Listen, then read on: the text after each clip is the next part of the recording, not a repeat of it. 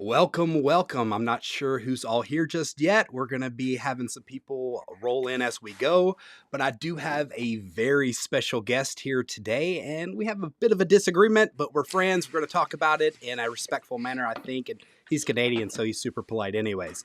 So we're going to bring in Simon, the Ordinary Filmmaker. I'm sure most of you know who he is, but if you don't, he's an extraordinary news giver, and that's what I call him. Thanks for having me on the channel, Matt. Wow, it's been a while, hasn't it, since I had you on the channel? We used to do the Q&A pieces, didn't we? Yeah, it was, I think it was kind of a different setup. I'd actually send you a Yeah, video and you would kind of yeah. place it in the middle. Do you even do the Q&As much anymore or no? No, I stopped doing it because it was so much work to edit, and what I decided to do is live stream instead. Oh yeah, cool. So we're both kind of going to do that as well. Indeed, So, indeed.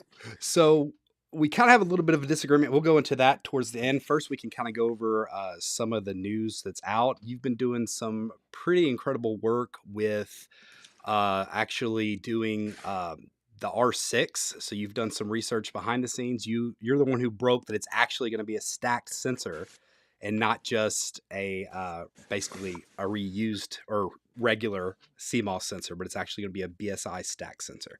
So do you think it's going to be the same R3 or no? So here's how the conversation went. First of all, it's awesome to actually be breaking what I consider quality rumors. Right. There's a lot of stuff. I will get stuff that you can just tell is somebody making something up.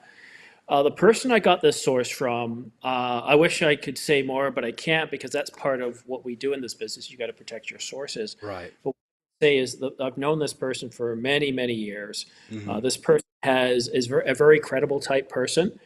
I won't say that the person is 100% all the time, but when they do get it wrong, either they're given wrong information or something along the side. It's not that they're trying to pull the wool over our eyes. Right. So I had reached out to this person a couple of weeks ago, or maybe a couple of months ago, and we were talking about the R6. Maybe it was a month ago, because the R6 first came out about a month ago. Oh yeah. And I asked him, and I couldn't get much information at the time.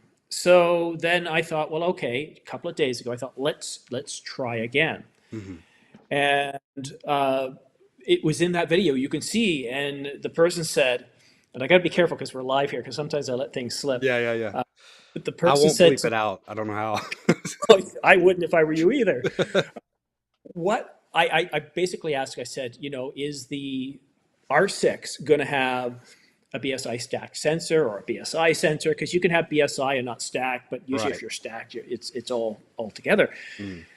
And I waited for the reply, not expecting much of anything. Up until that point, I had suggested that it certainly makes sense. Mm-hmm. You can take the sensor that's in the R3, put it in the R6, and do what you normally do with Canon. You're not going to make it like an R3 because obviously Right. that's silly, right? Mm-hmm.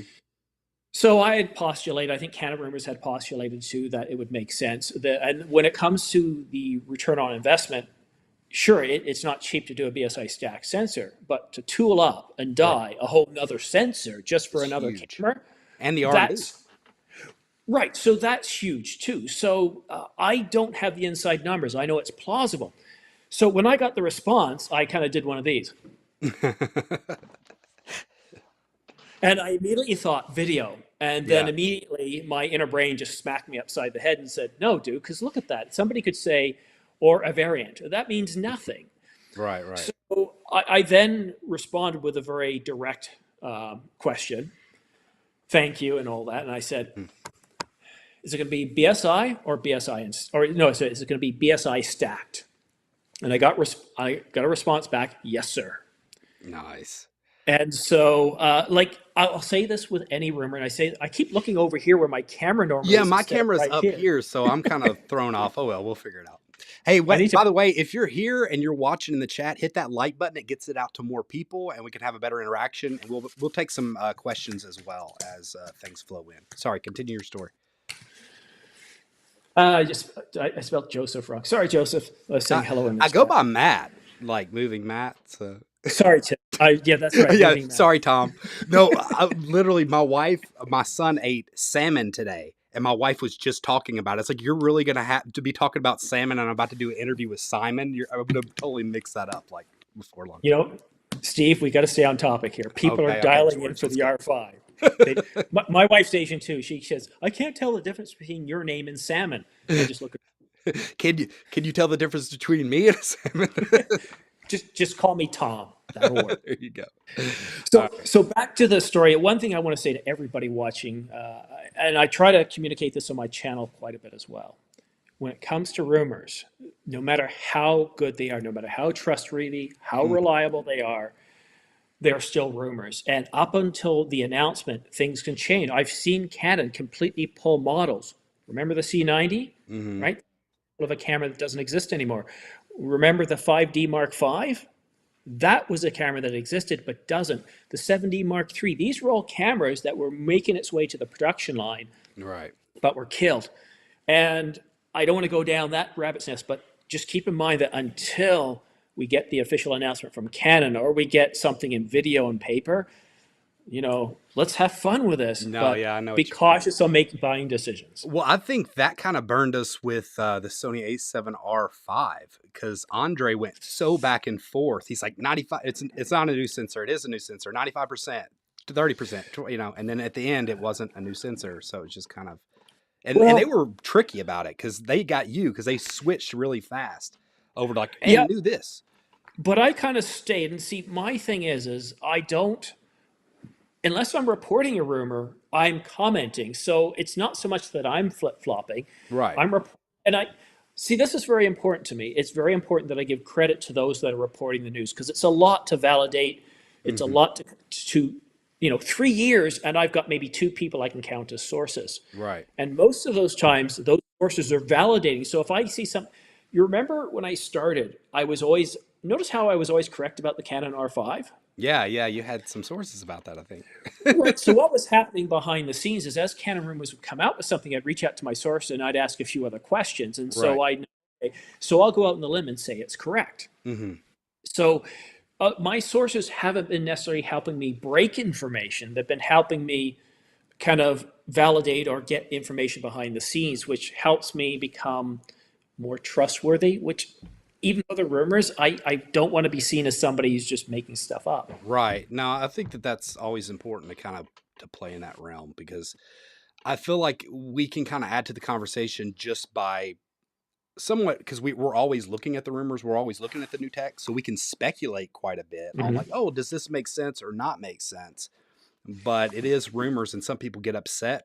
I'm sure with you too. They do with me sometimes. They're like, "You said it was this." I'm like, "I'm sorry, I was just reporting. I said rumors." But anyways, Yeah, and quite often I'll say, well, no, I didn't say that. What I said was a Sony Alpha Rumor said this, but if you watch the entire video and stayed around for my analysis and opinion, this is what I said in terms of probability. And I think Andrea has a really tough thing following Sony Alpha or Sony Rumors because Sony is one of those organizations that doesn't believe in leaking information, whereas Canon, their marketing department will actually actively leak. So Canon makes it easy for us. Do you remember that 8K camera? yeah, They actually leaked it. It was in their own promotional video.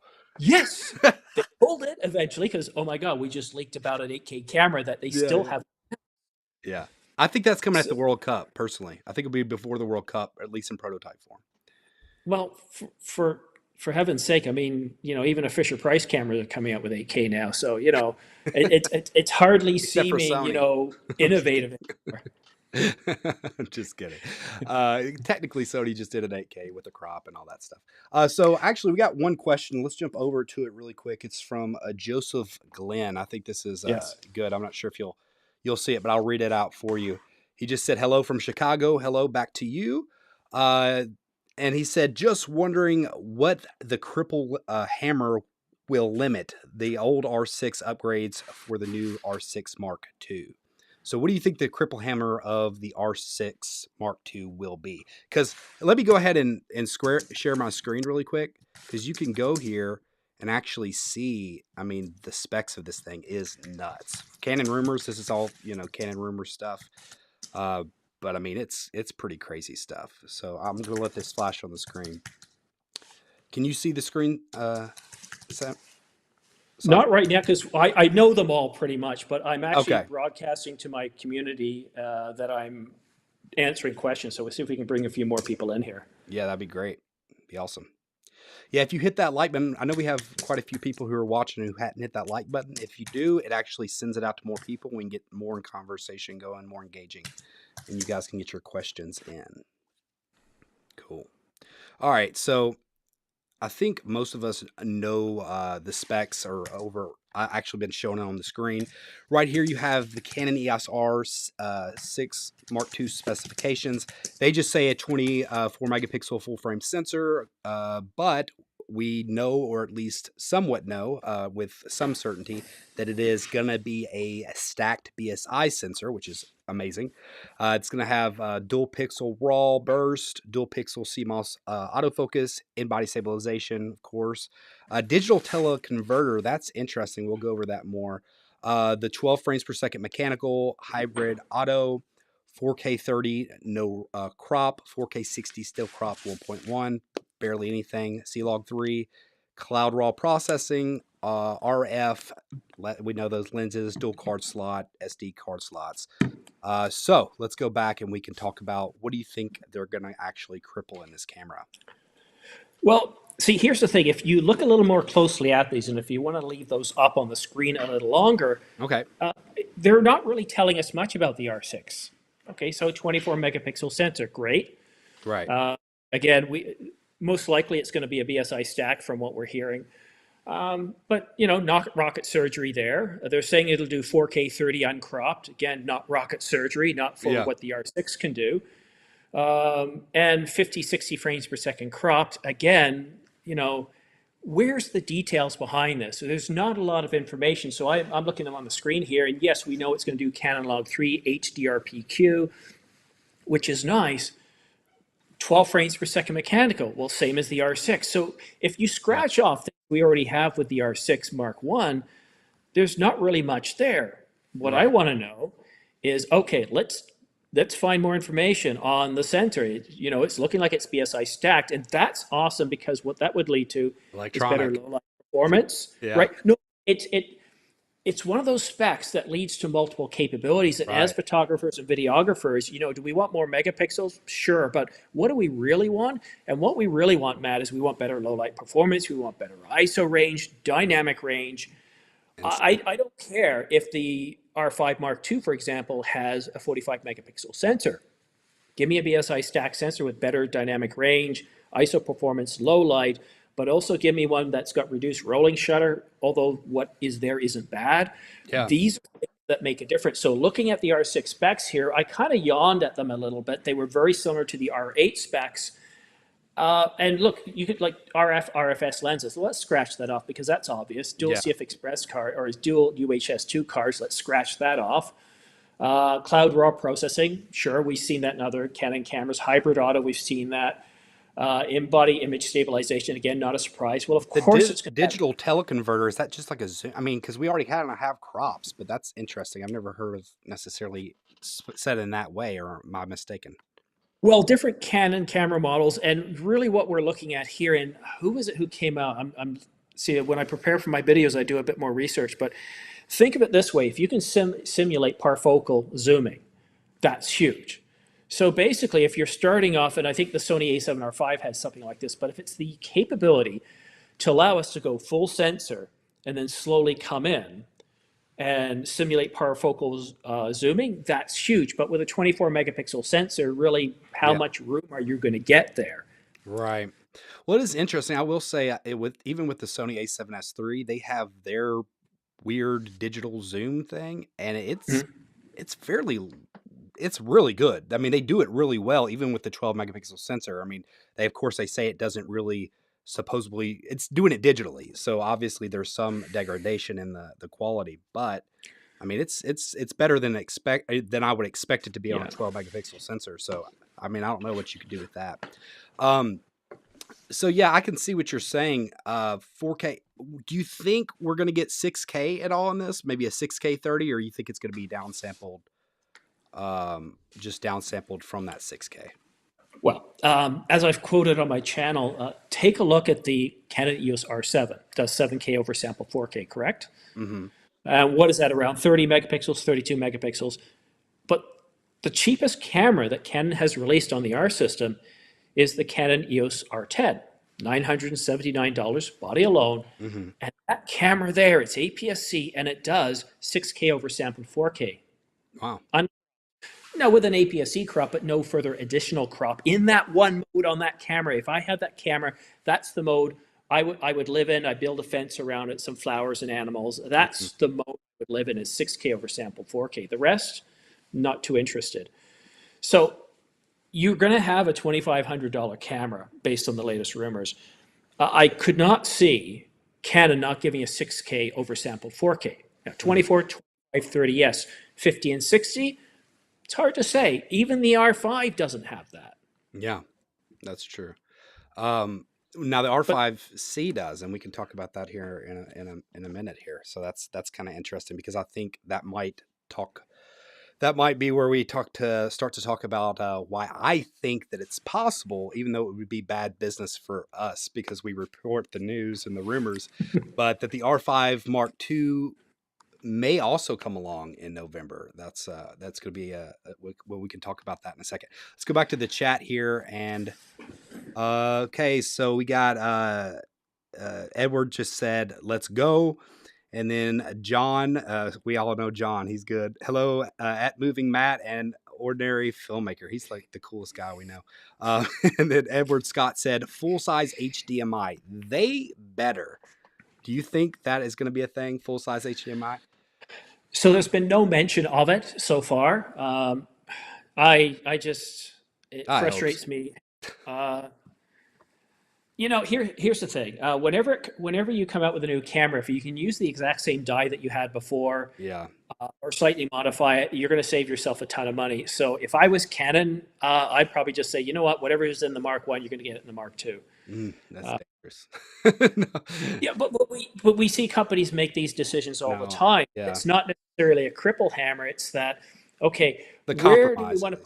Yeah, well, look at the Alpha One. Yeah. It's got that old 1.36 million dot LCD instead of the new 2.36 that they had at the time. Yeah. Go figure, right? But at some point, you have to say, what do we include and what do we not include? And there's a dollar figure for every one of those items. I personally hate it.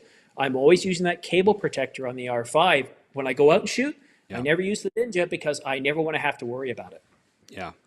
So John is saying if the form factor in the R6 Mark II doesn't change much, mini HDMI. So yeah, And it's possible. Yeah. yeah, but you know what? Mini isn't too bad. I have my R7, the 70D, and I still shoot with it. And a mini is a good size. When you plug that in, it feels assertive. Okay, so instead of micro, he's saying that they'll up it to mini. Yeah, mini is not that bad. I had mini on my EOS R, so it was fine. Yeah, mini is good. It's just micro. Like even when you plug it in, you just feel like it's not even properly connecting. Yeah. It's Feels even cheap. Yeah. yeah, it really does. Hmm. It's interesting too because that was a thing like when they came out with the R5C, they did change the body up somewhat. It was so surprising that they kept that, and it makes you think that it was something to do with the actual like die itself, I guess. But at the same time, that same processor is being used, I guess maybe oversampled, if you want to say, on the R3, and they put that full size HDMI. So I just thought that was an odd admission from the R, because they like pretty much threw the kitchen sink at the R5C, and then they Yeah. didn't add that, which was odd. Well, the most odd thing about the R5C is it wasn't announced alongside the R5. Yeah. So a lot of people like me who wanted to do video bought the R5, and when the R5C came along, I wasn't going to go ahead and flip and sell my R5, take a loss, and spend more on a more expensive camera. Right. I pretty well had what I needed. Then our firmware 1.6 came along and gave me pretty well unlimited 8K RAW at 96 degrees Fahrenheit. So Yeah. No, I can see that for sure. I think it was similar. Sony was even more egregious with the A7S III and the FX3. I mean, that was not even because like people had waited what 6 years or whatever it was for the A7S III. Everybody's like, yes, finally, and then they buy it, and then literally 5 months later, it's like, oh yeah, did you actually want a cinema camera? Like what? No, what are you doing? And so at least Canon gave a good solid year plus, a little bit of a year, a little over a year before they did that to everybody. But yeah, I don't know. That is fairly interesting. So Oh, so no, John said no. I thought R6 had many micro. Oh well. So okay, well, that would be great if it does go up to mini. That would be great. So do you want to go ahead and get quickly into this R5 thing, and then we can hash that out, and then we'll go over to some news if you still have time. Hey man, this is your show. I'm your dancing monkey. So just play the music and I'll tap. Okay. All right. So today, if you're not sure, so first off, yesterday I was texting I was texting Simon multiple times asking, "Hey, is the R5 Mark II coming? Is it coming? Because I want to pre-order it. I want to pre-order it." And he just kept being like invasive, like, "Oh yeah, buddy." I was like, "What do you just tell me?" He's like, "Oh, it's a video coming." I'm like, "Really? You're gonna make me watch a video to get this news?" So finally, apparently, it like pushed you to stay up almost all night and make this video, but it's doing crazy good. Yeah. So, it was one of those. It was almost 10:30 at night, and you know, I wasn't tired, and I thought, I don't see the point of just sitting here and binge watching. Let's do something. Yeah. So I went upstairs, I shot it. I had by midnight, I basically finished editing it, and then I just spent another half an hour doing the upload, checking things, and I still put the wrong schedule start time. It was supposed to be 8 a.m. and it ended up being 8 p.m. So yeah, I ended up. Oh, so you woke up and then changed it when you woke up? I Because it woke came up out and this morning. changed it. Yeah, because you Yeah, told me you it was going to see, be 8, and I was like literally up at 8. Like I was like, "Where's it at? Where's it at?" well, here's of course being up late doing something, but Yeah, yeah, yeah. what I decided to do because I knew it was Saturday and I knew we weren't going to get any news, not early in the morning. Hmm. So I figured, well, okay, I'll just sleep in and enjoy it. But then, that same source that I told you about at like 7:30 in the morning sent me information before even Canon Rumors had it saying the price is Price. leaked from Asobinet. Hmm. And I'm like, Yeah. crap. So I published the video, went downstairs, recorded. I didn't take a look at the analytics from that video until I finally published the one on the prices. And when I looked at it, I was staggered. I've never seen a video do over 2,000 views an hour for like 3 or 4 hours. Yeah. And even now, I think since I released it, it's up to around 10,000 views. If I wouldn't have spent all that time asking you that question and would have just made the own video, that would have probably been better. If you hadn't have asked me the question, it probably sat for a few days, but I knew No, I I'm just had to kidding. do it Yeah, yeah, because people were asking me, and it really wasn't a hard video to do. yeah. So, just to kind of give out your general premise of that video, because I actually might clip this part out and we can kind of go back and forth on it. So, the general premise or your consensus is you think it's actually too early for the R5 Mark II to come out, and you think that they're not going to do that as of yet because there's really no need to upgrade that just yet. Is that kind of the basic summary of your argument, or? No, I know it's too early. Okay. All right. Oh man, he has sources, and it's gonna make me feel stupid later. No, look, no, Matt. Look, I've always look. I remember when you weren't monetized, and Yeah, I do we too. were a lot, I'm and barely so monetized now. I'm just no, look, kidding. you'd be surprised at how many channels actually make it to that stage. So Yeah, I would never ever want to make anybody feel stupid. yeah. It's not in my game plan. Tease you a little bit, but you'll notice I made most of the jokes about me in this video. No, it's all good.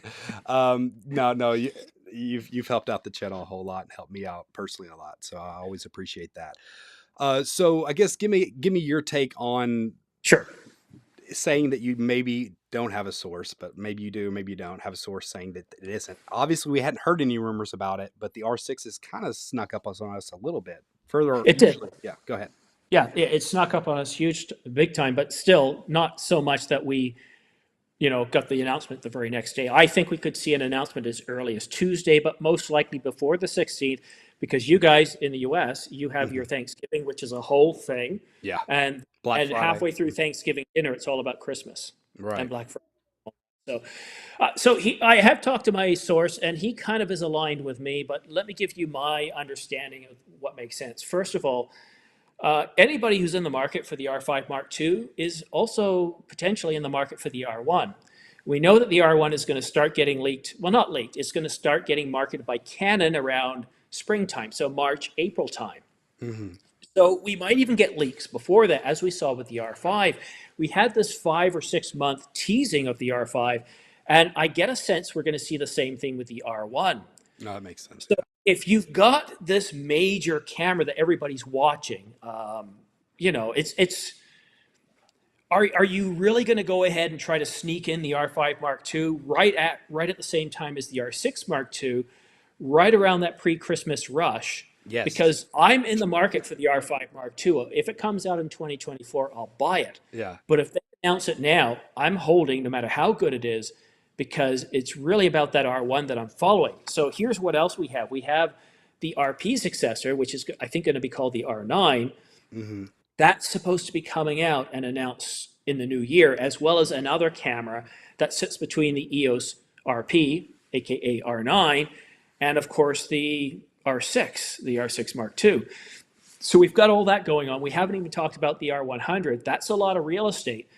So now let's talk historically. If we look historically at the 5 Series camera, 3 to 5 years. You can follow this on Keith at Northlight Images. Keith Cooper has it. He's been tracking this for years. Mm-hmm. So what is the difference? And this is all in my latest video. So if anybody's watching and they want more detail, I've covered this enough in all my videos. 3 to 5 years. The difference between 3 years and 5 years is they feel rushed to get something out because of the competition, or they don't feel rushed. So 4 years is right around the point where you expect an update to the 1 Series and the 5 Series. They're a very specialized camera. There's not a lot of competition. Even today, if you look at the R5, there are 5 cameras that do 8K. There's a bunch of cameras that will do 20 frames per second or higher, but not many.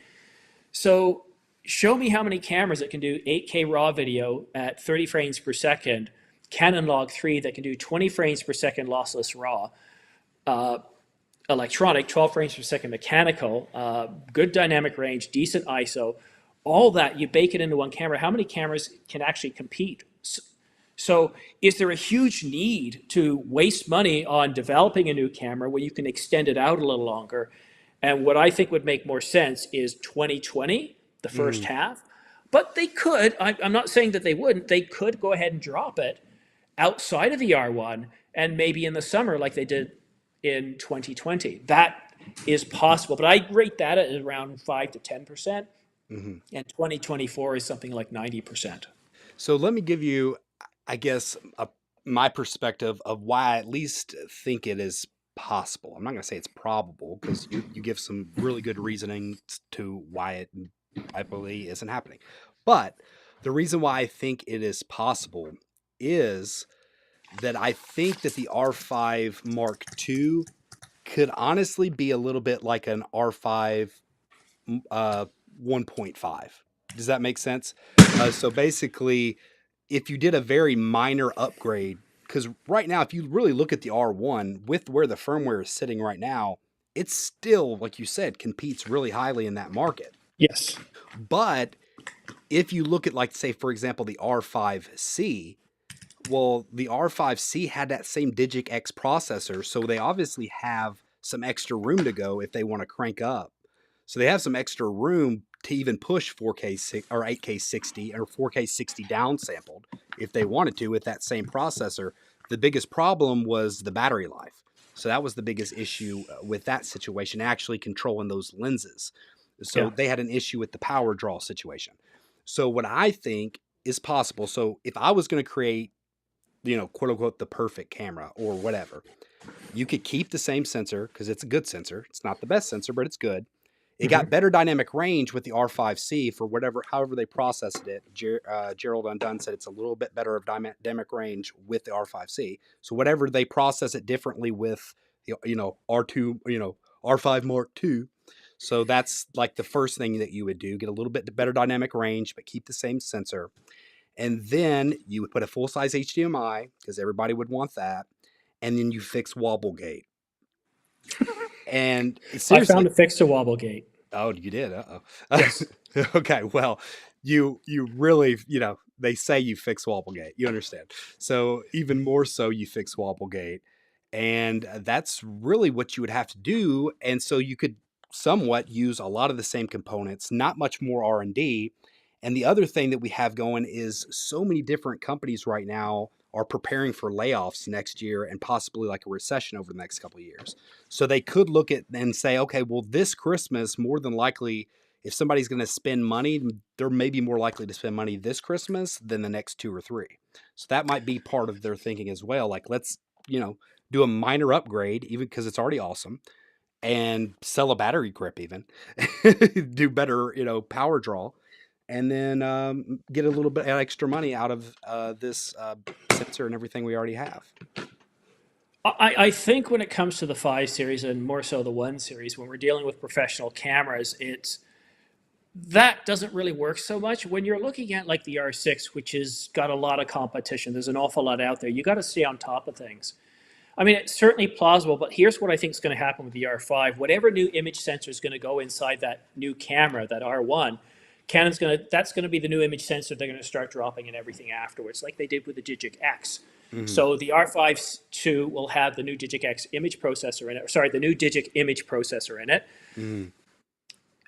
So a new Digic image processor, a new sensor, most likely stacked BSI. But what does that do? Well, we've seen the same thing with what Apple's been doing, right?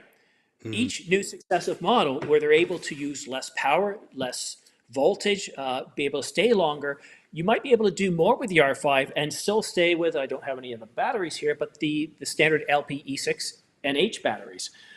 So there's a lot of speculation, but I find that when you kind of look at camera companies like Canon, Nikon that have been around for a very, very long time, there's certain processes and workflow they don't change, and their cadence of the Pro series, the 1 and the 5 series is pretty easy to figure out, and everything below that, it's far more frequent. Like you look at the 70D, 80, 90D, most of the times you're 2 to 3 years, pushing 2. As you drop below that, you start to see cameras more frequently. It's only when you go into the higher models. So here's another thing I see with that. As a company, you generally don't want to leave money on the table. If they come out with a new model now, they're having to put R&D, so they're putting more R&D into it to anticipation of getting more money out. And then they have to sell so many. In my process, it's going to be minimal extra R&D. It would be a new chassis essentially, and then you're basically taking all the extra processing you already figured out with the R5C, and you're a little bit of extra R&D, not that much more. That's the idea. There's no such thing, because what happens, they might only spend a little bit of time, but then those engineers are being pulled away from other projects of higher priority, like the R1 or whatever else is going on. So, I mean, it's certainly plausible, but if we look at the facts that we have today, if we look at the evidence, we don't have a single rumor pointing at the R5 Mark II. We don't have any rumors, nothing. If you just stop, what do you hear? Crickets. Yet the R6 Mark II has been leaking like crazy. We don't have a lot of substance around things. Yeah. Like I said, 4K 30. Okay, is it sharper? Is the color range better? Is that tint moved away? What about binning? It's the outcome. Like I like spot metering. What about metering with? Can you actually meter with the person in video? Oh, that was. Have they ever fixed that, or they haven't? Have they? I know you figured it out, but I think if they can start to develop the deep learning technologies a little better and start to think how we think, like I can be in the forest and I have no problem white balancing, even with really old eyes. So if we can start to give that to cameras where you're like when I'm shooting in the forest in low light wintertime, the sun is way over here because we're so far in a higher latitude. So that's working against me. The whole ground is brown. The trees are brown to some darkish browns. Up is gray. And if there's snow on the ground, if there's snow on the ground, you've got a better chance of doing some white balancing. But quite often, I will manually balance against the trees like a dead limb. Yeah, I wasn't actually talking about the white balancing. I think I was more talking about the exposure settings. Because don't they do where you can't actually expose properly? For example, in Sony as well. Yeah, Sony does it properly, and I think Canon does it properly in photography. And I do see some questions in the chat, so we'll get to you guys. We haven't forgot yet. We're going to go back, but I just want to get this out there. So, did they ever fix that issue where it actually exposes properly or is it all evaluative in video? So I sound like I'm from Canon here, but it's not an issue. Canon has chosen. No, it's the approach they take, and I was warned about this when I bought the R5. You're moving from a consumer camera to a professional camera where you, the operator, need to know how to properly take video and photos. So there is a limitation that you're dealing with metered. We don't get a choice, as you say, from the different metering modes, which would be nice. And Sony also have an automatic exposure based on the autofocus point. So if you're Right. autofocused on a person, it'll expose to that.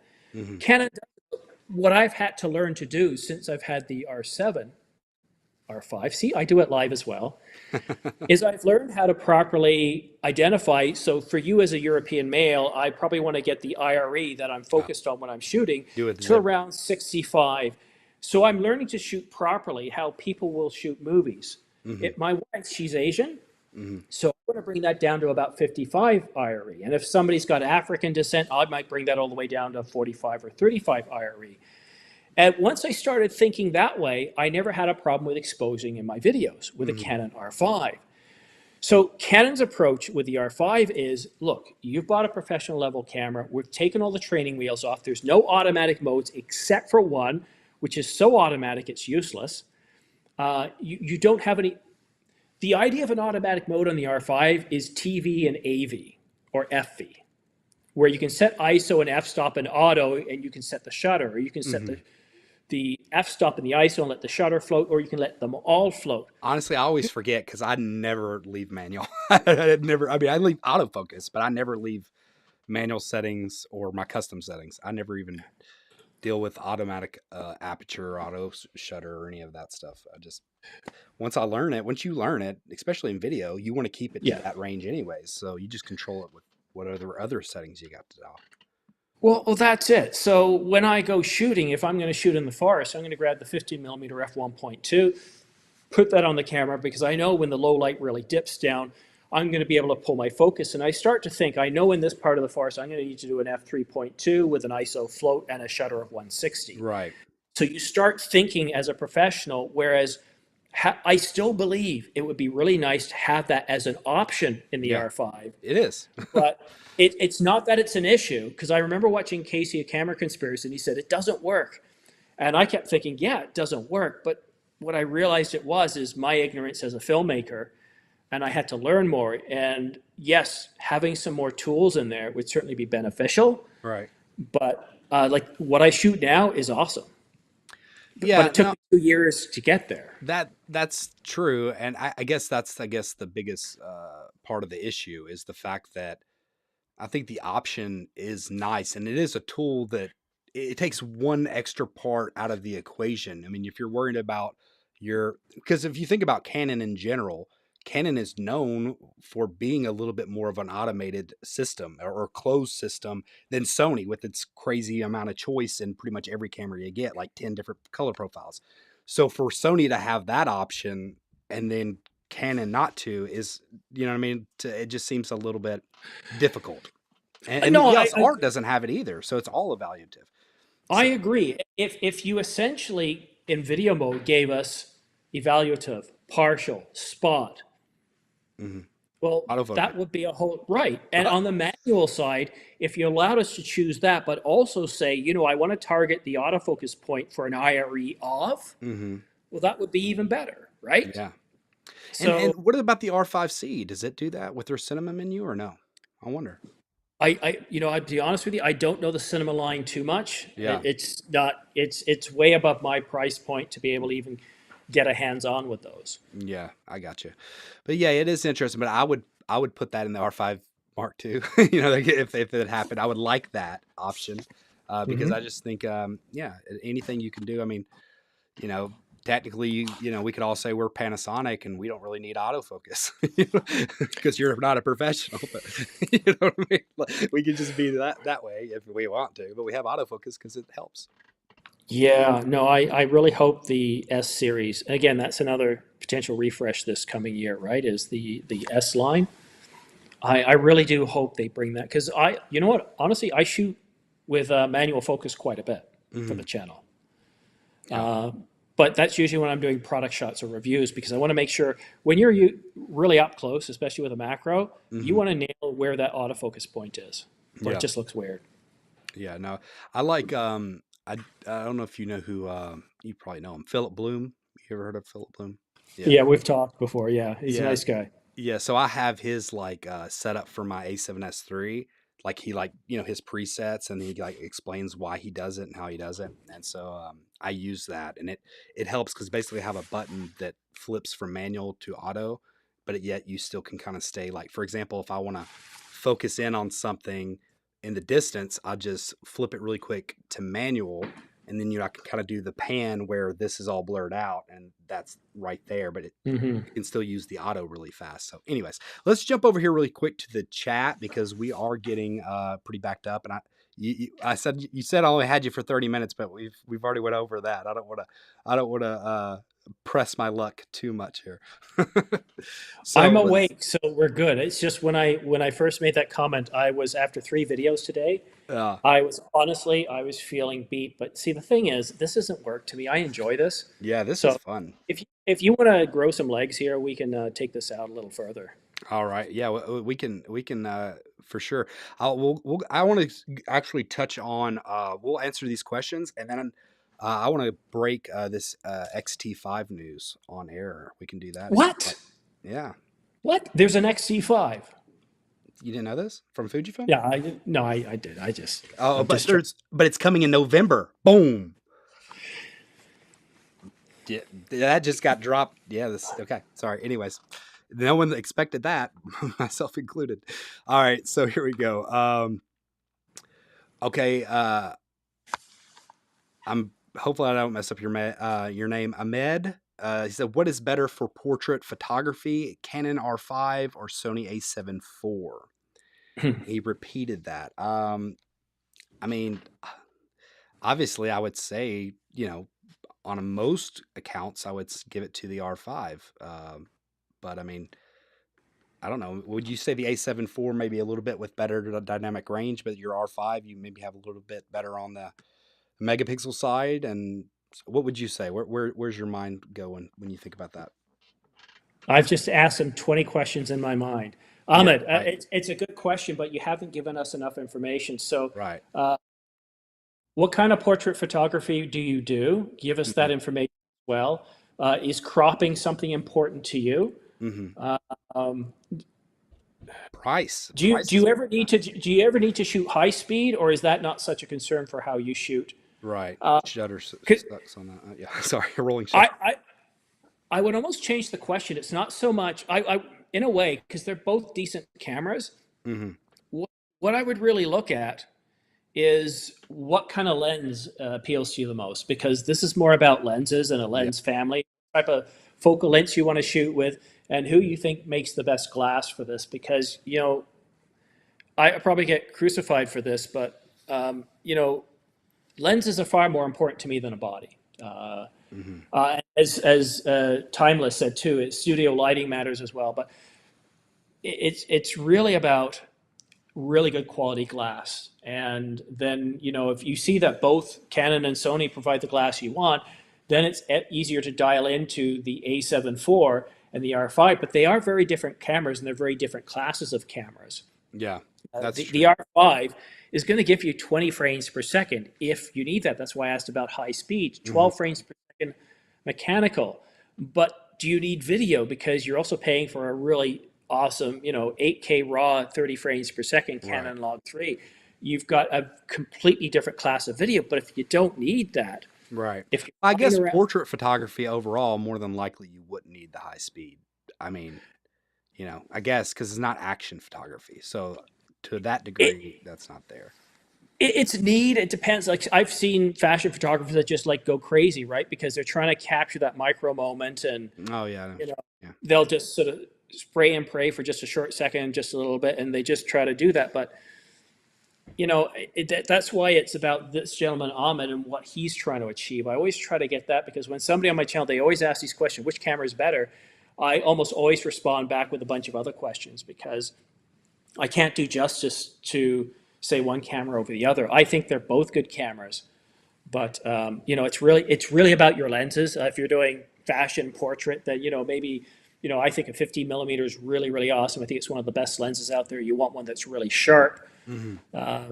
You know, I'm just going all over the place. Hey, you're up to 14 concurrent viewers now, Matt.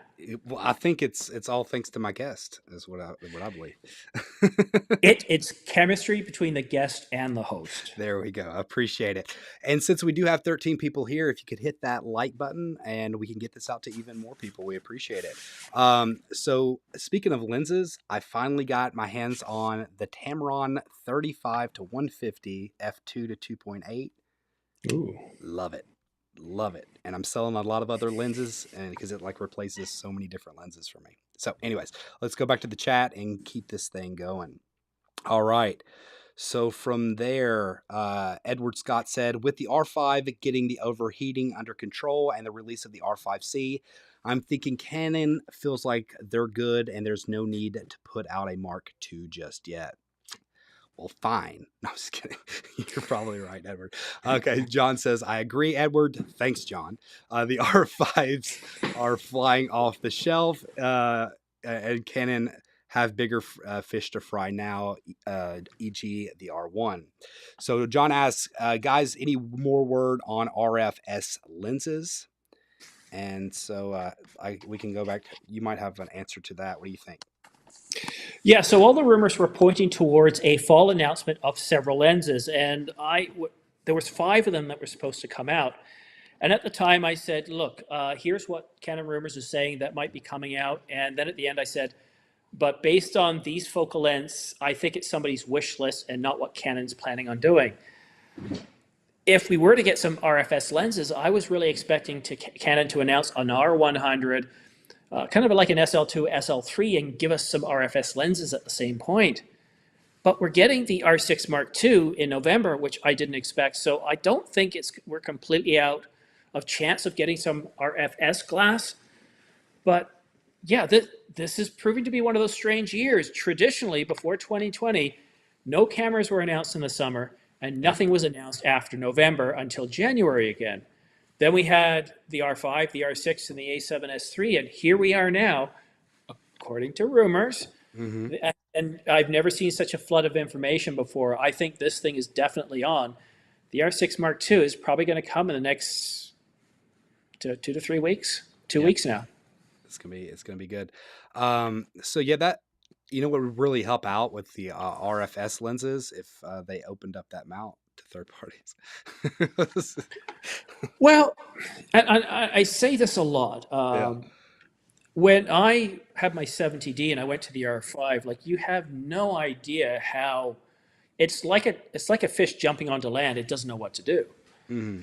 And I was smart enough that I bought the EF to RF adapter and I brought over my 50 millimeter f1.2 EF lens, and that's how I shot on this channel for a year with that lens. I eventually got the RF version of it, and you know what? It was probably a big mistake. Not because it isn't good, not because it isn't better, but because it cost me $3,400 Canadian. I got $1,000 salvage from the EF version, so a net cost outlay of $2,400 that I didn't need to spend. Right. And the focusing motor on the EF is actually quieter. I should have kept it, but being a channel, I want to test things out. Mm-hmm. There's a lot of really good glass on the EF mount, and I'm talking the EF, not the EFS, and you take that and you adapt it over for $600 US is when you get an EF 50 millimeter f1.2. For $600 US, can you even get the 1.4? Yeah, I don't know. Yeah. So I know people are upset, and I'm not going to get into that, but if you look at some of the professional level lenses in the EF and you pick them up used, you can get them for a song, and people, a lot of the smart money, a lot of professionals are saving themselves money by buying a lot of the EF glass and bringing it over.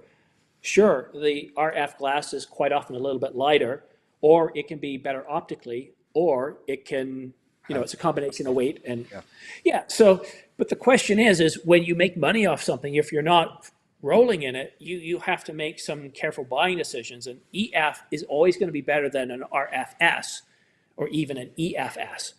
So that's why I think that's a pretty good move to go. And yes, you can't drop in filters, but most people buying RFS glass aren't dropping in filters. So are you saying though? So does that adapter? I'm assuming it does. So you can adapt over EFS to the R7. Assuming with So that adapter. so any of the APS-C cameras from Canon will take both RF and RFS without any adapter. But if you Or want no, to the take EFS with the adapter. I'm asking. So if you want to take any EF or EFS glass, no problem. The EF to RF adapter will take all 107 of them. Right. Okay. So that's pretty good. I And was one gonna other thing, go ahead. quite often your EF glass is always going to be better than a third party Mm. at the same time period Yeah. because they go back to 86, right? Oh yeah, yeah. At the same time period. Yeah. No, I can see exactly what you mean. Now I say that as in jest a little bit because I think Sony. I had a video about it, and then you made a video about it later. I think Sony is doing probably as equally anti-consumer move with that Type A card. That is so ridiculous at this point. I mean, the industry's already chosen Type B, and they're just raking people over the coals with that. And they're holding back their cameras in the end because they're not as fast or not as big. Well, you got to remember that none of these companies want to be your best friend. You I know, want to be their best friend. Send no, me the no, no. cameras, I'll review them. Whether it's Japan, whether it's most of the world is a market-based system.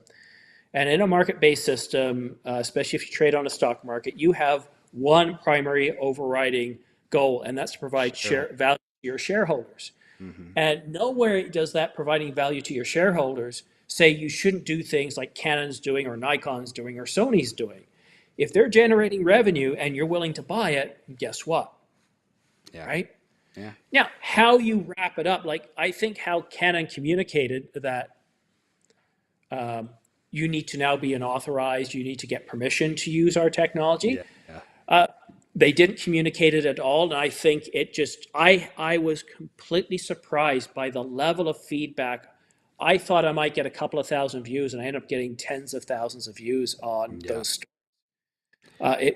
Because I think everybody has seen what Sony has done with Tamron and Sigma, and because they basically are almost first party at this point to a degree. The way they function out with the camera, I mean, they're doing some interesting stuff. And I had so many people asking, "When's Tamron? When's Sigma coming?" And I thought it was coming. We would get these every year. It'd be like next year. And then when we heard about that, it just seemed like it was kind of like a slap in the face. I even had people saying, "I'm leaving Canon for it." And I think that's silly a little bit, but anyways, to each their own. It's their money. Well, it's a free market, right? So, right. I was really angry with Sony some 20, 30 years ago. I had bought a whole stereo component from it because I liked Sony back then. And I still, no, I don't have Sony now. I have something else. But I was really upset with how they handled something. I had just moved and I'd lost a receipt. And I'd only had them for a few months. And if you look at the model, Sony just released it. And I said, look, the remote has stopped working. And they said, look, without any question, we know you bought it in Canada. We can tell this, this, and this. We know it's under warranty.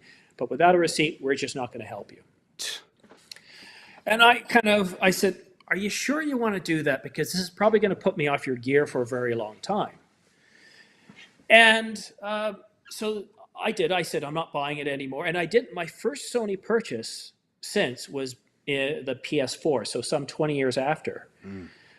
But there's something interesting about doing something like that. Was I harming Sony in any way whatsoever? No. No. Was I removing market options for myself by not buying Sony? No. Yeah, I was. Oh, I was shooting myself in the foot because I wouldn't look at any Sony gear. Oh, okay. So if I was looking at a new camera, a new television, or something new, I was shooting myself in the foot. I wouldn't look at a Sony TV. I wouldn't. And Sony's back then had the best TVs. They were one of the top 3. So whenever we say, I'm never going to buy from this company again, just remember that you're shooting yourself in the foot. And unless you're somebody who has 100,000 subscribers or more on YouTube, Yeah. you're probably not going to influence anybody else. Which that reminds me, if you haven't hit that subscribe button, it really helps out the channel, and I really appreciate it. Please hit the likes are nice, but you know what? Subscribes help because when he gets north of 10,000, companies will start sending him gear to review. So let's get him above 10,000, and you're doing well already. Like look at how you're at. I, I'm, What I'm, you- I'm, I'm doing my best. I'm doing what I can, trying to keep up with the whole system. But I appreciate everybody being here. The people who have subscribed and support me, I appreciate you more than you know. So let me go back over here to the chat here. Let's keep this going. Let's see here. So let's see, guys. Anywhere okay? Canon only exposes evaluative that I can't even say the right word, but we were just talking about the exposure. He said, to me, it's not a big deal. I'm not saying it's 100% a huge deal, but it's a little bit of a big deal, and to me, a little bit. it's a nice to have. Yeah, exactly. Price point is important. We enjoy this too. I'm not sure who he's talking to exactly on that. Joseph Glenn was saying that. I think that was right around the time where we were talking about lenses. Okay, gotcha. Can I interrupt? Go ahead. I want to say I noticed this today when I was doing my review. The RF 100 to 500 millimeter. No, the RF. See, I do it. Words will come out that I'm not thinking. It's like there's somebody in there going, here, let's just throw that in there. The Canon 100 millimeter f2.8. I just saw it B&H. It's $100. It's normally $1,400, $999. Wait, what is going on? Which one? The RF L series 100 millimeter f2.8 macro is $999. Wait, where? Okay, wait. Okay. So Joseph, B&H? when he's talking about being price sensitive, here's an L series lens that has just taken a price hit to just under $1,000. So the Canon, what is it? 100. 100 millimeter f2.8 Is L this the series RF? STM macro. 100. It says that you said the RF 2.8. 100 millimeter f2.8. Oh, okay. Here we are.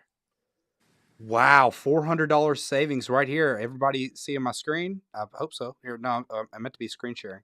There we go. And right here, if you're B&H. Canada or Australia, that's like $800, or just add another comma. Wow. There you go, guys and gals. More than likely by my Atlantics, your guy. But anyways, yeah, that's a big deal right there. If anybody wants to hop on that, that's huge.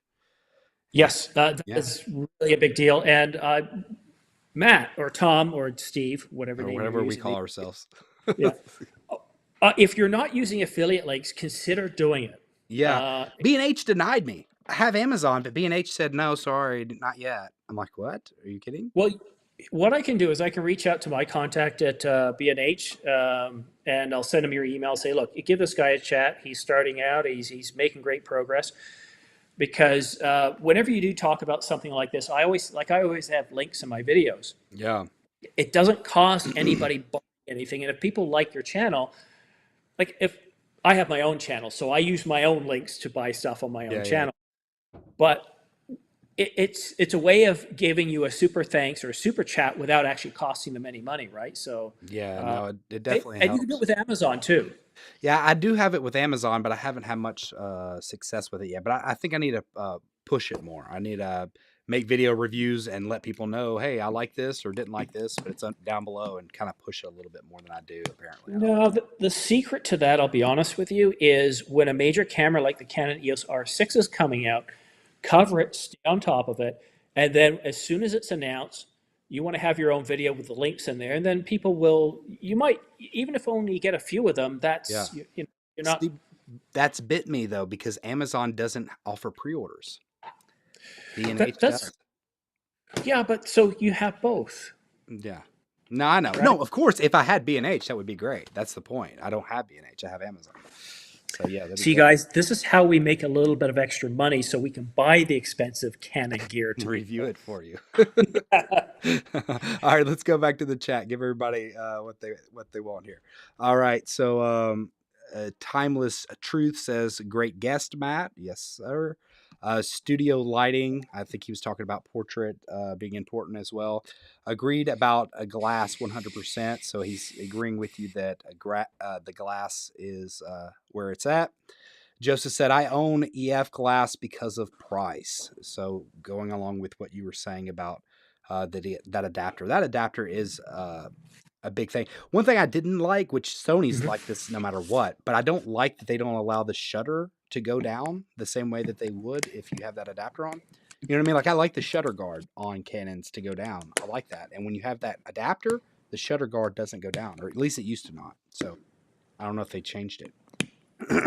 You understand Honestly, what I'm saying? I don't recall, because here's what I used to do is I would keep the I didn't really so it's all about perspective. I never attached the adapter to the camera. It was always on the lens. So if I took the lens off, I was Ah, taking the adapter off.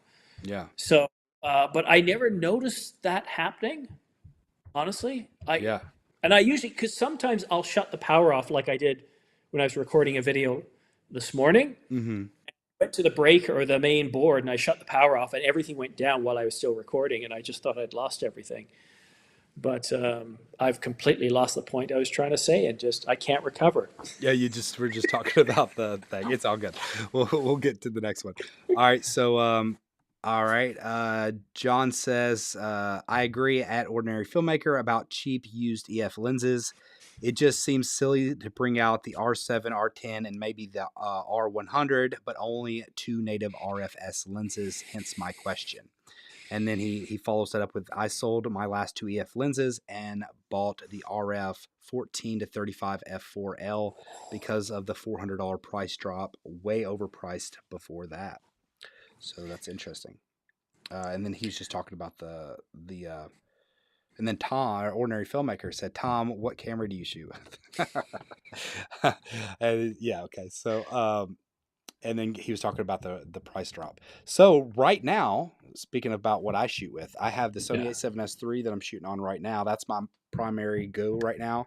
I have the Canon EOS R, and I barely use it, to be honest, at this point. I thought it was great I actually thought it punched above its spec class. People like really dogged on it for the specs, but like the image you got out of Including that thing me. was really good. Including you. But I kept, I have that RF. That was the most expensive lens I ever bought. Probably will stay the most expensive lens I ever bought. The RF 35 to, sorry, 15 to 35 f2 IS image stabilization. It's an awesome lens, perfect for like the vlogging type stuff. So I've got that lens. I got the 85. I'm actually selling the SR. It's on eBay right now, and so I'm selling that. And then I may actually get another Canon here coming up shortly, possibly, maybe. I don't need to be honest. It's just want to at this point. Well, yeah, but always be careful with the want. And I'm making purchases that I would never have done before this channel. Mm-hmm. I would not have bought the 100 to 500 millimeter RF lens. Like Yeah. 43 Canadian, it was just stupid. But I have a channel, and I I still didn't do a review on it. Hmm. But I wanted to. I'm trying to improve on my skills, and because I have the channel, that at least when people ask me questions, I can talk authoritatively on things. So if they ask me a Right. question about the 50, the 100, the 100 to 500, the R5, I can start to say, yeah, I can talk from experience. I really hate reviews. And this goes to cars, everything. When people say, hey, this product is great, blah, blah, Mm-hmm. blah. Yeah, but you only had it for 2 days. How do you Right. know? Yeah. What about the longevity? So, for example, where are they here? I have something look at how many of these guys I have here, the Yeah. CF Express Type Bs. And I've got the 4 terabyte. I think it's still, yeah, it's in the system right now. I edit 70-minute films on it. Mm-hmm. I'm using a 4 terabyte CF Express card inside, attached to my computer externally, and that's my SSD that I edit off of. Mm-hmm. I wanted to see how it would do. I checked with the company. It said, yeah, same architecture or the same So you do it internal. off the CF Express Type B cards? I do. Oh, okay. So I thought not the one that's on the. So you don't even do it off the. I mean, I guess you used to do it off the one that came with the The Ninja 5. You used to do it with the Angel Bird thing that came with the Ninja 5, didn't you? The Atom X. So, well, I still do. So it depends on what I'm shooting. So my Right. channel stuff where I use the Ninja, I take the SSD, I just plug it in. For my films that I'm working on that are 70 minutes, 90 minutes, whatever they are, I use a 4 terabyte CF Express card. Hmm. The architecture that's in the SSD is the same architecture that's in the CF Express card. They have a certain amount of PCI lanes or a certain speed. Yeah. And you're it's faster. It's Yeah. 1,300 megabytes per second write. It's much faster than the actual Atom X SSD. So when I'm working on really large films, even with it on that 4 terabyte, I can export a 4K movie that's an hour and 42 minutes in 33 minutes. Mm. Right? So Do you find though, do you worry, which I guess you're getting so many of those cards, but like, for example, say for me, say I get one of those cards and that's what I can afford at this point. mhm. Obviously, the more you delete and use a particular card, the more likely Yes, you are to yes. lose something off of it. So do you worry about that at all? No, I don't, because here's the thing. As I do the reviews of these guys here, I'm not just a shill. You know, they're giving me like, hey, I get free stuff. You know, I'm going to say nice things. That's Mm. not how it works. I'm happy that whenever I've reviewed these, I haven't had any issues where I've had to say, Yep. crap, this is not good. But I know a lot about the product. So what you're dealing with in one of these cards here, you're dealing with really high grade flash in the CF Express, the Angel Bird ones. It's really high grade I'm literally flash. taking a screenshot for myself later if I buy another can. Yeah. So this is a 1 terabyte, and this actually costs what, $479. Yeah, I know it's But nuts. They're oh, not more expensive than SD cards right now, and that's the thing that they're pisses me off. no, they're cheaper per gigabyte usually. Yeah, exactly, and faster, obviously. So here's the thing with this, and this is really, really important. The lifespan of this, and I got a quote because there's certain information I know that I can't say because it's internal. Mm-hmm. I always try to get as much as I can because I want to be able to tell people. Because if I just say, you know, yeah, it's going to last you a long time, you're like, what does that mean? Simon's an old guy, a long time might be a year, you know, right? And so this card here, I was told they're CF Express cards, they're V90 cards, they're V60 cards. They're going to last the life of the camera, so over 10 years. Wow. And I asked, because I was talking to the CEO, and I said, okay, let's say I'm recording anywhere from 15 to 45 minutes of video a day, every day for a year. How long could I expect this to last? And he said, life of the camera, 10 years or so. That's This is high grade. So whenever you look at the low cost stuff, you've always got to ask yourself, what is the PE? What is the terabytes written? And another thing too, and this is very important, everybody watching, if they don't know, this is critical. Once you've used your card, especially if you've almost filled it, especially, next time you put it back in camera, format it. Because what happens is if you get to a point where you, because I used to do this, I used to save it up and then I would eventually, after a month or two, format it. Well, what's happening is you're that 80% or 50% or even 20% that's used up. The camera, unless you're editing it, will not touch those cells. They'll leave them alone. mm, So the remaining keeps getting thrashed and used. So the more you fill it up without formatting, the more it's thrashing that. So you might have 10 years left, but if you're just writing to the same 5% cells all the time, like that 4 terabyte card, if I get to the point where I've got a project that's 3.8 terabytes, I need to find more storage mm-hmm. because I thrashed the living daylights out of that last 200 gigs. Yeah. So everything, SD cards, CF Express cards, I will do a project. Next time it goes in the camera, I format it. There are times where I'll say, okay, you know what? I want to keep this just in case. So I'll take out another one, put it in the camera, and format it. So I've got 4 of them in here on reserve. Mm-hmm. I will take one out, put it in the camera, and I cycle We through got a them. downvote. Somebody's hating on us. Sorry. Oh, I love. No, those are good. Those are good. Here, I'll downvote too. Here we go. I'd take it to heart. I'm crying in the inside. No, don't, because it doesn't matter whether people like or downlike. What it means is they're engaged, and that's what YouTube wants to see. Now, They flipped it. They took it away. yeah, if if you see like 20% that are likes, then obviously you've got a problem with your audience and you connecting with it. But Yeah, yeah, yeah, one, I encourage them. I say, come on, guys, give me some yeah. more I think I'm a dislikes. 90% or right at 90% average on my channel. And I used to do some divisive stuff, and people would just, it wouldn't even be divisive if you watched the video, but the title would be divisive. It'd be like Canon versus Sony this. And of course, you just get people who don't even listen to your case or what you're trying to give out. And it's just downvote because of this, or you did this, and whatever the case Mm-hmm. is. I'm like, my case is usually, hey, they're both good and they have their pros and cons, or whatever the case would be. But anyways, so you get the fanboys and whatever. I was using that, and those videos would take off like crazy, but they would only be like 60% likes or something like that. Well, so we were talking about this behind the scenes earlier. I want to share with you something that I just recently learned. I first of all want to give a shout out, he might even be watching, to Stop the FOMO. Great channel, 160,000 subscribers or 127,000. He does televisions. He's very knowledgeable. And we've been friends for a couple of years as well. And he said to me the other day, he said, Simon, he didn't quite say your thumbnails suck, but he said, are you willing? He was very diplomatic about it. He came to me and said, look, are you willing to learn something? But he didn't do such as, because even that sounds condescending. Yeah.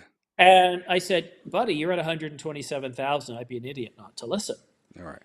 So you'll notice my thumbnails have changed dramatically over the past 2 weeks. Mm-hmm. So for everybody listening, I'm going to cover this in my live stream, and I might do one tomorrow. It depends on if there's news when I wake up in the morning.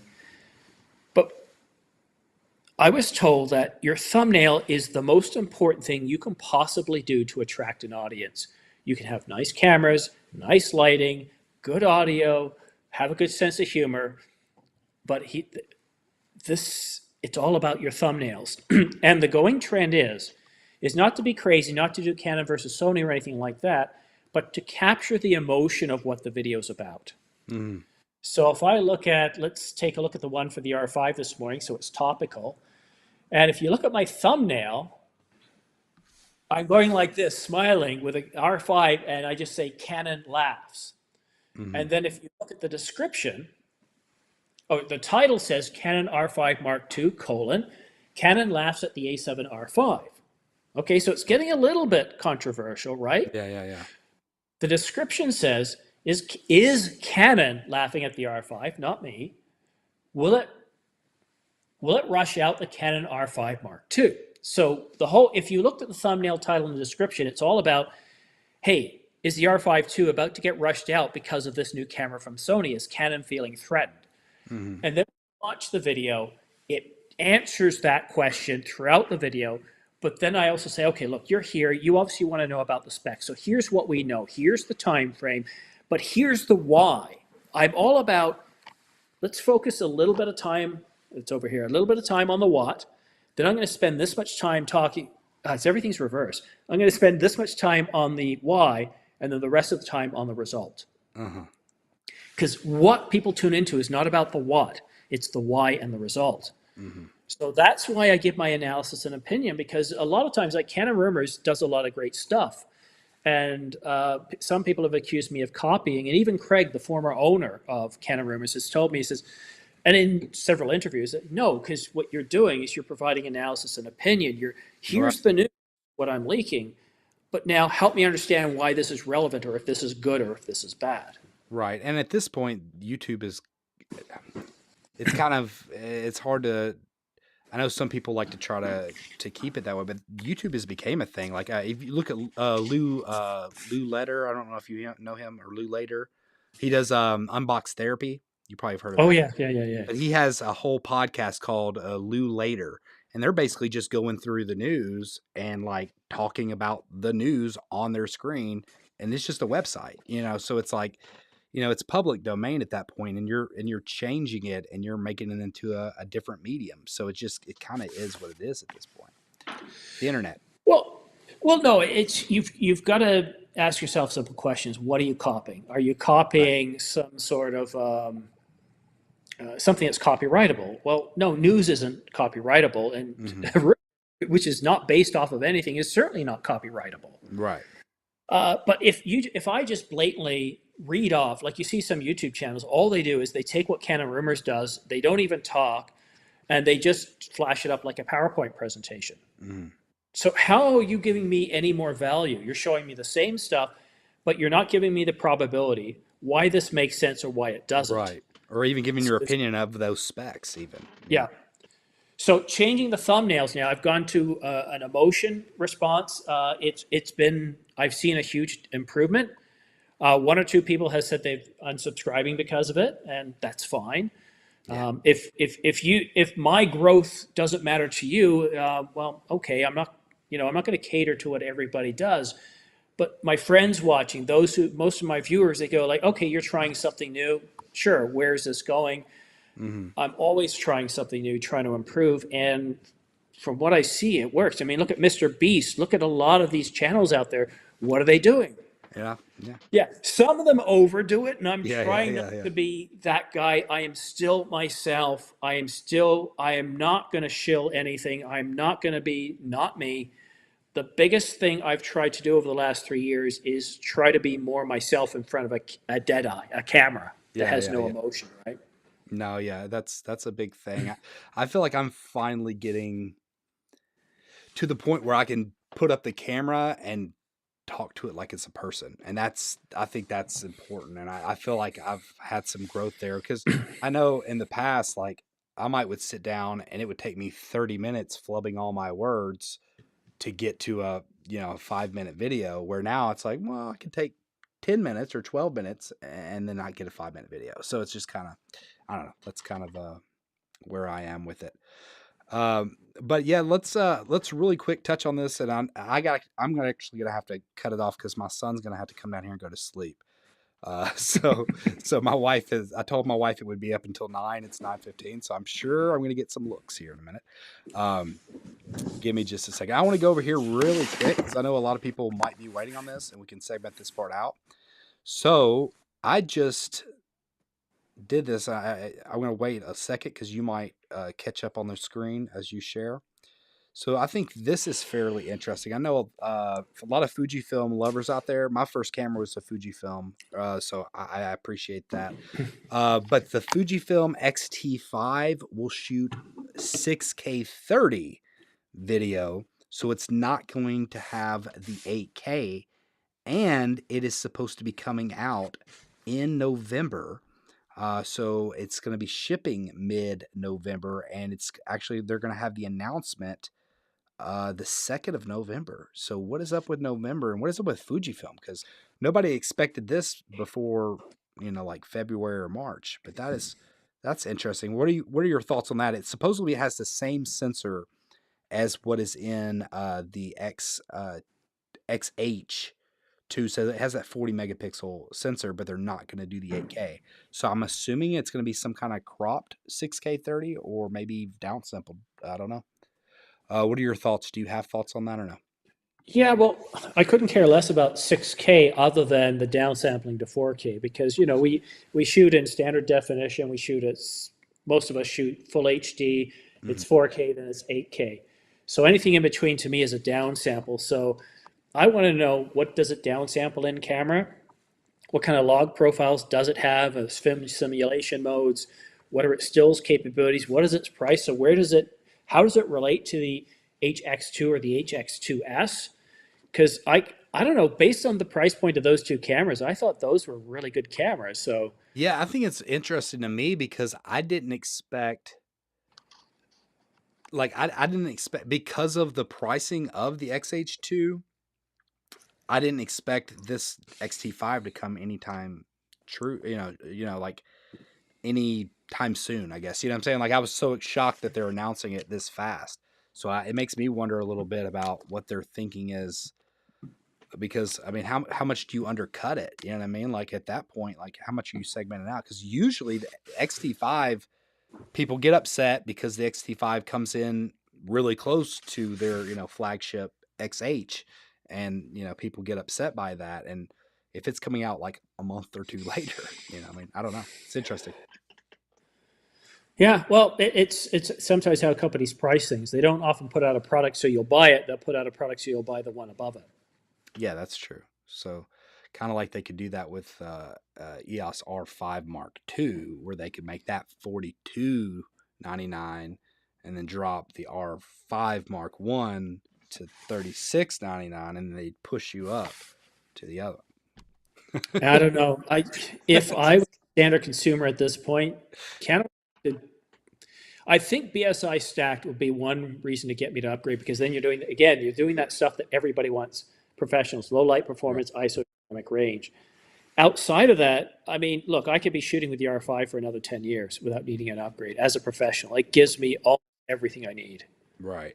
Well, but that's the thing. I guess that is a big question of, in a way, the R6 was there to push you to the R5. You know what I mean? So, somewhat. And so, Depends. If you're stills, you could just stay at the R6 and be perfectly happy. right. But video wise, the video was terrible. But even in just the whole sensor of the R5 seemed to be better with the megapixel count. I mean, it was just as fast. I think the rolling shutter was less, even. So, It depends on what you shot. Like, and that's why I always ask that because, it wasn't too long ago that 20 megapixels was more than enough. And now all of a sudden people are poo-pooing 20 megapixels. I have 12. So what can I say? Well, that's the thing is as a professional, you know how to frame, because that's one of the biggest Right. things of a professional is you know how to frame your shot. Hmm. And if you know how to frame, you're not using fast action where having that larger frame will help you in case the subject moves a lot. Right. You can do quite well with 20, 24 megapixels. And, the R6 is like a mini 1DX Mark III. It's a very powerful camera. Yeah. But video wise, I took one look at it. No all I just stopped asking questions after that. 30-minute record limit, then a 40-minute overheat limit. Hmm. Oh yeah, the R5 Mark II would take off the record limit. They'd make you keep the record limit. That would Uh, be the other fix. Even though they can obviously take it off at this point, they just haven't. yeah, I wonder if it's some sort of legal thing, but it looks like, any new Canon camera, the R10 told us what we needed to know about that 30-minute record limit. It's gone from a $979 APS-C camera. Everything else above that since the R3 has lost it too. It's gone. Canon's got the point. R6 Mark II, it's not going to be there. R5 Mark II, R1, it's gone. Right. So Or it's gone in 6 hours. John has something interesting he said, because I agree, but I agree to a degree, but I think me and you can talk about why that's not 100% the case. So Timeless said emotion is good. I think he was talking about Thank your you. thumbnails. So I think that was part of that. But John just put in, he said high megapixels helps stills way more than video. And No, wrong. yes, that's what I was about to say. I don't agree, because I think a lot of times there is a perception that, well, your eyes can't perceive much more than a certain time. Like, for example, most people are watching this on their cell phone or whatever the case is. You're not really perceiving much difference between 1080p and 4K on that small of a screen. That being said, as well as I do how much flexibility and creativity that 8K can offer you by panning different shots, by having you could literally take one shot and product review a completely, like you did the Yeah. product review. I've done that different times. Sometimes you'll have a still shot that's very beautiful location, but maybe you just didn't add the proper movement, or you might have been jerky with movement, but you have a great still image of it for maybe 5 or 10 seconds or whatever the case is. If you add a pan in, you know what I mean, or pan out, even, it just adds movement to your shot, makes it so much more dynamic. And having that extra resolution to work with is brilliant. And that's, yeah. Anyways, go ahead. Yeah, I don't know what it is about photographers, but they think of us video people as strange people that live on a two-dimensional planet. And so you covered off most of the points. So when we shoot video, if I'm shooting in 4K and I want a lot of detail, who doesn't? Well, I shoot full sensor, 8K. It's all 8K in camera, and then they give us a 4K file. So a lot more detail. I mean, who doesn't want more detail? So that's what oversampling gives us, especially when it's done in camera, so we don't have to do it ourselves. The next thing, as you say, is by shooting in 8K, so most of my product reviews, I shoot in 8K, or I'll shoot a still at 45 megapixels. And then what I do in post is I'm able to now simulate a motorized slider. Mm-hmm. without having to line up all the equipment, the shots, and all that stuff. So I did have a motorized slider. It was beautiful. But I'd have to line it up, I'd change it, I'd do it, line it up a different way, I'd repeat the process. And now all I do is I shoot it wide enough. And then what I do in post is I can try, oh, let's do this angle. No, let's do a Ken Burns this way, or let's do a Ken Burns pan this way. Right. So flexible that, it's absolutely incredible. The level of detail. So even though, yes, it's 45 megapixels, that's an awful lot. Yeah. The photo sites are too small. You're not going to get detail. Well, you do, because you're taking all of that and you're decreasing it. It's just like photocopiers. We used to take portraits and we'd put them in a photocopier, and we'd expand them, and they always look terrible because you've got less information for a larger area. But if we take this and compress it down, it always looks better. And that's what downsampling is. It gives us a better look. Yeah, for video, it's not just cropping as photographers do, because video's living. It's about creating pans and tilts and all that other stuff. Yes. So yeah, like Fro will be like, don't crop. Well, he's giving his reasons for not cropping in photography. Basically, he's trying to teach people to learn how to get the right composition shot. That's his biggest goal. Right. Yes. But that being said, if you're in a video, I mean, you're so much creativity happens in the edit, almost more so than what's out in the field. Debatable. You get, when you get in the edit room, that's where you actually realize if you have a show or not. If you have a movie is when you're in the edit room. So anyways. All you have when you shoot the rushes is you just have people in their positions. You have the scenes. You sometimes have audio, sometimes you don't, because audio is usually captured differently. Go to the edit room. You now start to create emotion. You now start to create a feeling, a mood. You not only white balance, but you color balance to create a mood. And I'm sick and tired of seeing it as everything is contrasted with cyan and orange. I'm getting tired of it. At the point where I don't focus on the content. Like the Matrix, I got it. Inside the Matrix, green tinge, but it worked for me. It didn't distract. Right. But you have it distracted when they re-released it and made it blue. That was odd. Remember when they did that? Or no, it was blue originally, and they re-released it and made it green or something. Yeah, not in Canada. We didn't get the blue version. Oh, you didn't take the blue pill? Sorry. Bad reference. Yeah, that was bad. You're going to start losing people. See, now we're down to 8. Yeah, it's like literally it just dropped. I lost all my subscribers. I'm no longer monetized. Okay. You said it earlier, but I want to say a special thanks to John 1212, Timeless Truths, John Drummond, Doan TV, all of you guys for just sitting with me and Timothy here on Saturday evening, is it? Yeah, Thomas really appreciates it. I mean, this really builds up his comp. Nobody gets this inside joke, I don't think, besides me and you. But that's okay. We'll just keep it inside. We'll keep messing each other's names up. I should have been like, Tom, the Ordinary Filmmaker is coming, and people will be like, his name's Simon.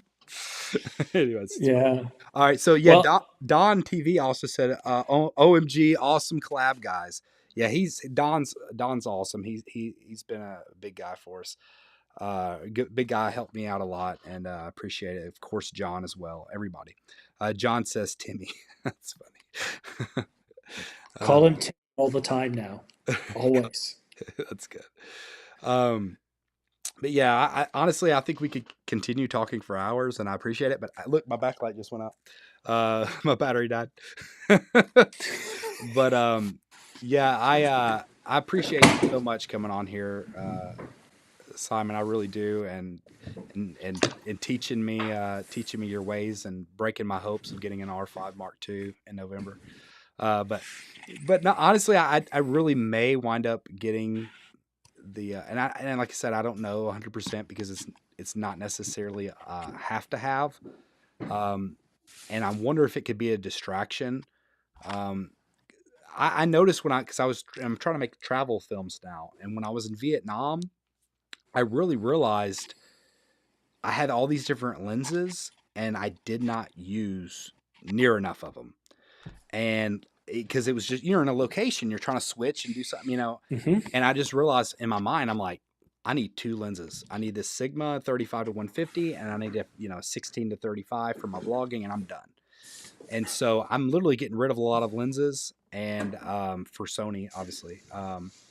And I'm keeping that. But since I'm going to have some extra money, it kind of made me be like, I really always wanted that R5C, and I wouldn't mind being in a location and being able to get some 8K stock footage raw, because that's very valuable, especially if I'm somewhere like that, in an awesome location in Asia, to just get some stock footage in 8K, and then all the product stuff. So I'm tempted by the R5C. I don't know if I'm going to do it yet.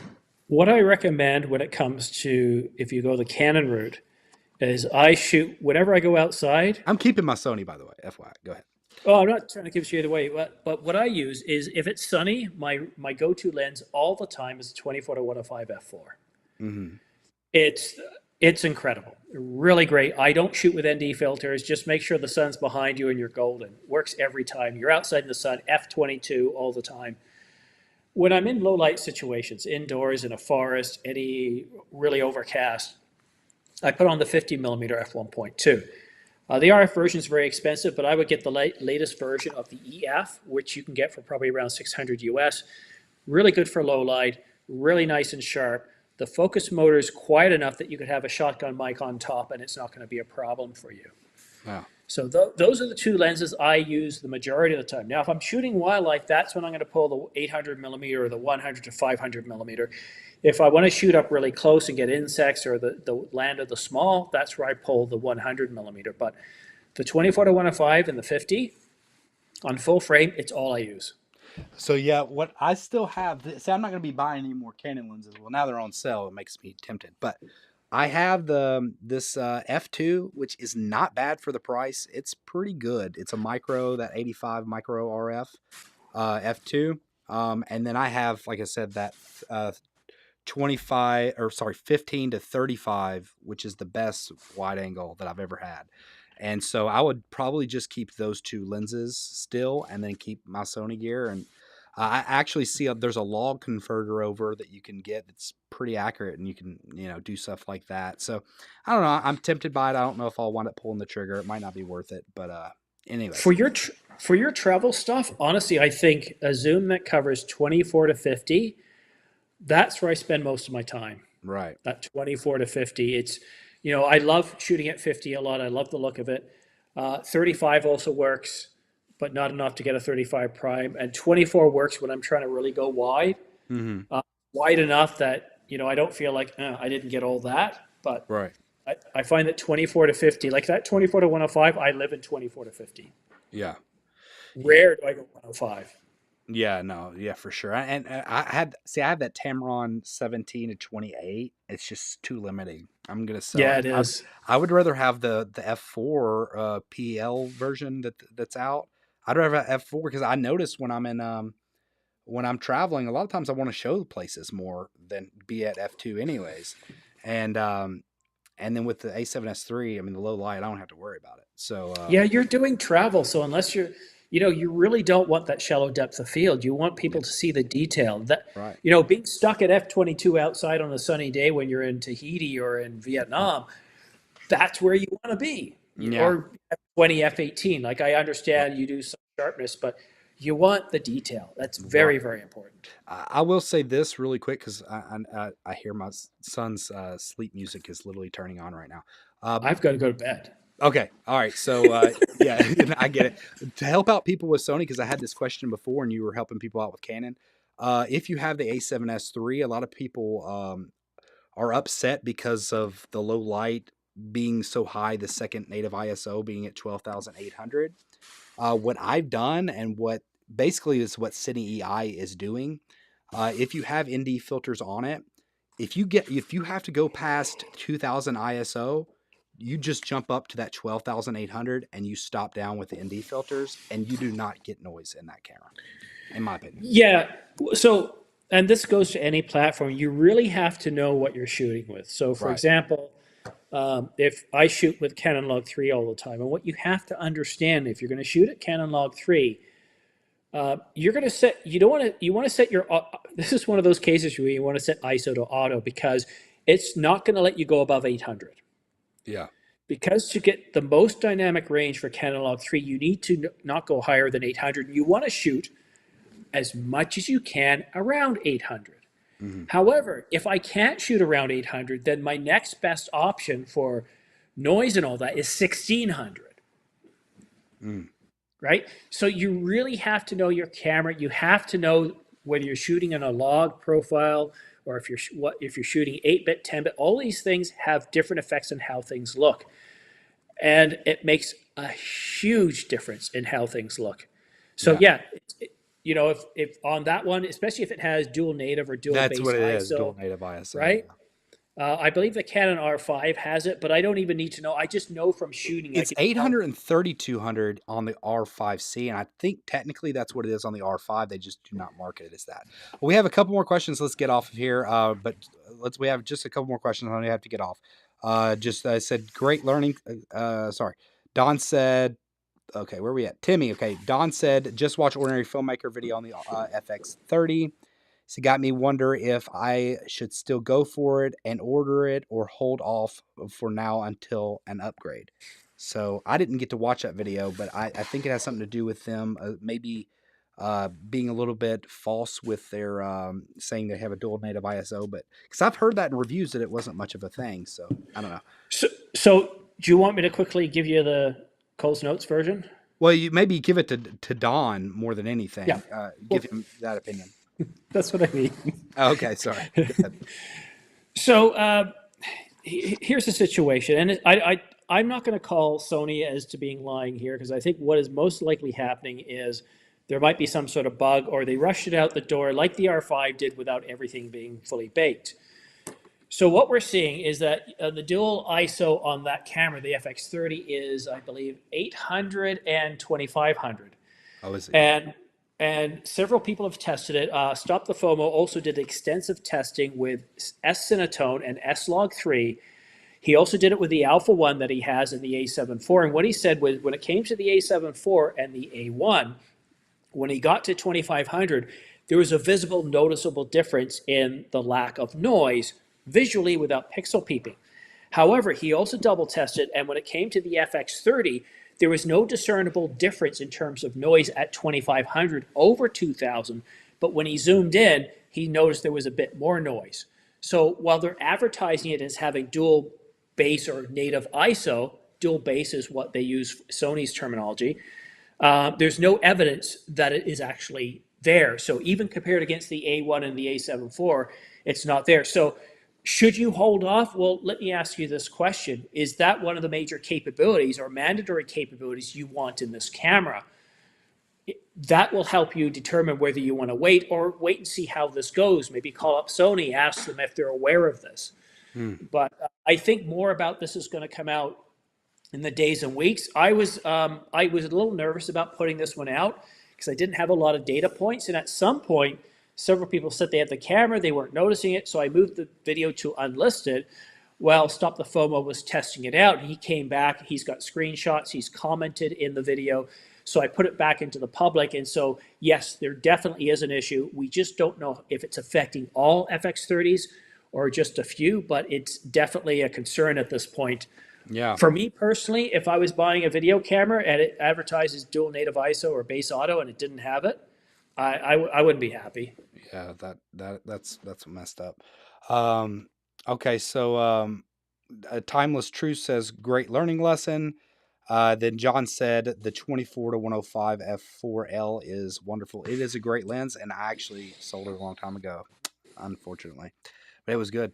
Don TV said, who would you guys recommend for Luts for S-Log3? I think I can take this one. Because I don't think you do much on the S-Log3. The Phantom Luts, which give you that ARRI look, are fantastic. They help my workflow. I think S-Log3 is easier than anything else. Gives you so much flexibility. Go with the Phantom Luts. They get better and better. That's what I would say. Do you have any good Luts with C-Log3 you maybe want to throw out there for myself? Oh, I've got a great answer to this question. Go ahead. When editing log footage, don't use any Luts. Ooh. You don't need them. If you're looking, now, here's the thing. If you're trying to balance and you're trying to get a natural look, you don't need a LUT. That's for grading. That's for giving you a matrix look or a certain other look. What you want to do, and I do this almost all the time now, I have a LUT ready just in case my way doesn't work, but I will balance the colors naturally myself. I'll adjust the highlights and the shadows. I adjust the saturation. And I'm looking at the vector scopes. I'm looking at the RGB parade. And I always start off by doing an auto white balance in Final Cut Pro. And then once I do that, I go over to manual, and then I pick out the middle gray in the screen. And I almost always get much better detail, a much better look. You're saving your money, and you're also learning to balance and grade yourself. And I think that works. And then if you do want to create a matrix look, yes, you can go buy LUTs, but what I think is really cool to do at that point is then, based on balanced video, adjust things yourself and save it as a preset. And LUTs are great, but I think a lot of times people assume that you need a LUT to be able to take log footage back. And you know what? It's a little scary at first, but C-Log 1, I was able to do it easily. But when I got to S-Log 3, I mean, I looked at that thing and I'm like, what is going on? Yeah, it was a little difficult for me, but maybe I didn't give enough time in it. But what I usually do is I love that Phantom look. He does a great job. And then, of course, I tweak it as I want. But I do this, and I'm sure you might as well, or you save as a preset. I'd adjust everything in an adjustment layer. And then a lot of times, if it's in the same lighting, I'll just copy and paste that over to the next project. And you just bring that adjustment layer over, and you're perfectly set if it's the same lighting. But anyways. Okay, well, let's get off of here. I know you got to go. Thank you, everybody, for coming in. Don said thank you. He said, I'm a bit bad at color grading. That's why I use LUTs at times. Myself, too. John says, I agree with Simon. DaVinci Resolve has a Canon LUT built in. Sometimes I use it. Mostly I don't. S-Log 3 is pretty easy for basic grading. Okay, well, good to know. Thank you so much, Simon, for jumping on and spending time with me. I've enjoyed the conversation. Hope you have too. Anything else you want to say before we head out? Thanks for having me on your channel, Matt. It's a pleasure. Okay. Well, y'all, everybody have a good night. Like and subscribe. Go to Ordinary Filmmaker, like and subscribe if you haven't. Until next time. Peace.